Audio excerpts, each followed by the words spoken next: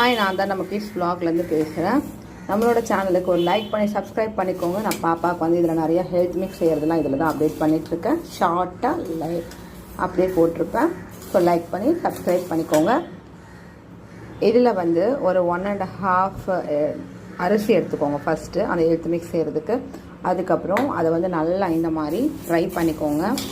அரிசி நல்லா வறுத்ததுக்கப்புறமா அதுலேயே 1/4 கப்பு எடுத்து உடச்ச 1/4 கப்பு இல்லைனா 1/2 கப்பு எடுத்துக்கலாம். 3:1 ரேஷியோவில் எடுத்து அதையும் அது உள்ளேயே போட்டு அப்படியே வறுத்துக்கோங்க.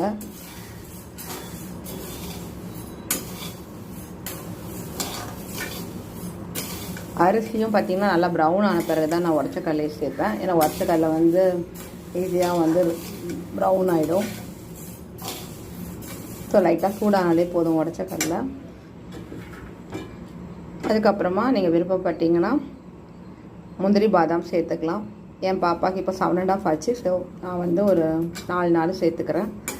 அப்படி இல்லைனா நீங்கள் ஒன்று சேர்த்துக்கோங்க போதும். ஸ்டார்டிங்கில் 1 சேர்த்துக்கோங்க. 6 மந்த்ஸில் ஸ்டார்ட் பண்ணுறீங்கன்னா. நான் 5 கம்ப்ளீட் ஆனோடனே இதெல்லாம் ஸ்டார்ட் பண்ணிட்டேன்.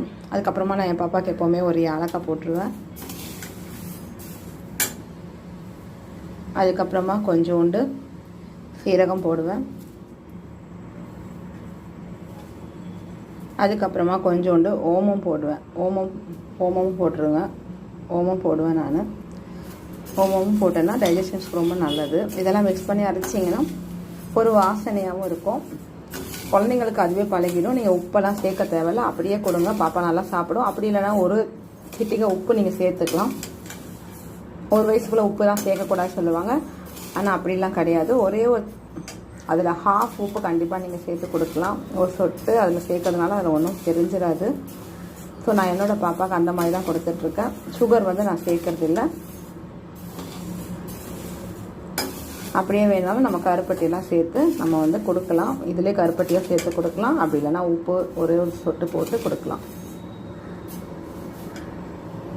இதை நல்லா வறுத்து எடுத்து முடிச்சுட்டு இப்போ நல்லா ஓரளவு ஃபினிஷ் ஆகிடுச்சு. இதை வந்து ஆறுனதுக்கப்புறமா மிக்சியில் போட்டு கிரைண்ட் பண்ணிவிட்டு